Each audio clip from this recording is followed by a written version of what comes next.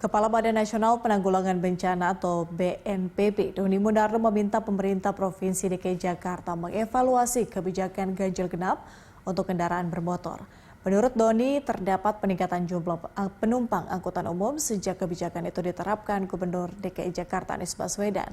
Lalu seperti apa kebijakan ganjil genap itu di lapangan? Langsung saja kita bergabung bersama Eril Raka dan juru kamera Berki Marindo, serta pilot drone Hengki Haryanto di Jalan Rasuna Said, Jakarta Selatan. Ya, Eril, dari pantauan Anda bagaimana kondisi terkini kebijakan ganjil genap di kawasan Kuningan? Ya, good morning Patricia dan pemirsa. Penerapan sistem pembatasan kendaraan berdasarkan nomor plat ganjil genap di kawasan DKI Jakarta ini memang sudah kembali diberlakukan oleh Pemprov DKI Jakarta sejak 10 Agustus 2020 yang lalu. Sehingga penerapan ganjil genap ini memang sudah kembali diberlakukan sekitar 3 minggu setelah ditiadakan selama beberapa bulan bersamaan dengan masa PSBB di kawasan DKI Jakarta. Dan sampai dengan saat ini memang masih sekitar 25 ruas jalan yang diterapkan ganjil genap.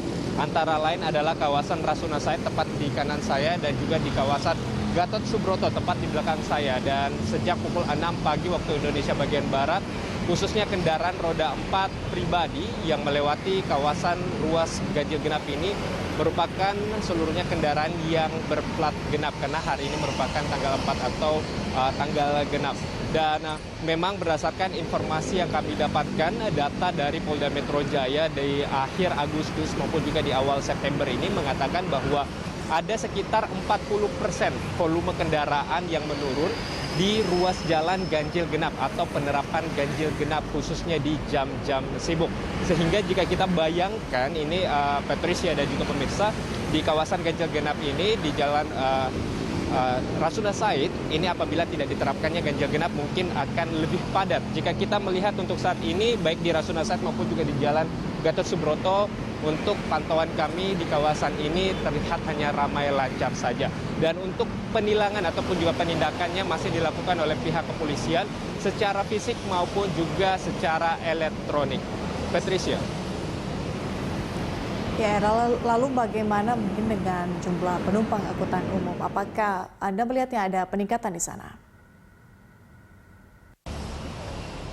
Ya, Patricia, memang jika kita melihat bagaimana aktivitas dari warga DKI Jakarta dan juga sekitarnya, adanya penurunan volume kendaraan di jam sibuk atau di jam kerja, tentunya ini akan berimbas juga pada peningkatan di penggunaan transportasi umum. Berdasarkan data yang disampaikan oleh Doni Monardo yang merupakan Ketua Satgas Penanganan COVID-19, bahwa untuk Transjakarta kami juga tadi sempat memantau cukup ramai, bahwa ada peningkatan sekitar 6 sampai dengan 12% penumpang Transjakarta selama penerapan ganjil genap ini diterapkan kembali.